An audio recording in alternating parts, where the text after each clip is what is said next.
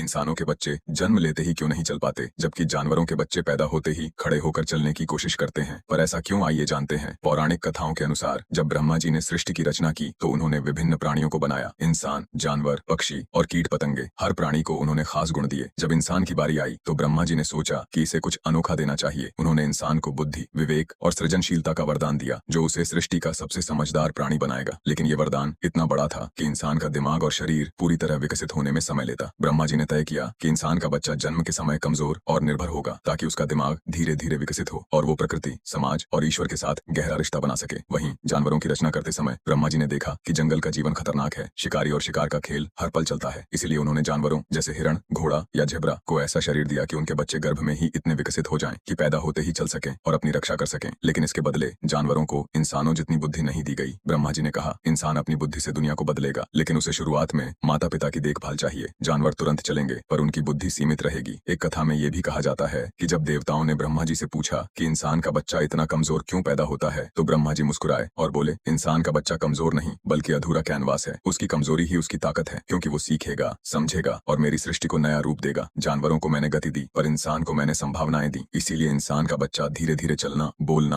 और सोचना सीखता है, ताकि उसकी बुद्धि और आत्मा सृष्टि के साथ तालमेल बिठा सके। तो दोस्तों, ब्रह्मा जी का ये अनोखा डिजाइन है। इंसान का बच्चा जन्म लेते ही नहीं चलता, क्योंकि उसे बुद्धि और विवेक का राजा बनना है। वहीं जानवरों के बच्चे तुरंत दौड़ते हैं ताकि जंगल में जिंदा रह सकें। दोस्तों, कमेंट में कि ब्रह्मदेव जरूर लिखे। दोस्तों, हमारे चैनल को प्लीज सब्सक्राइब करें। आपका बहुत बहुत धन्यवाद।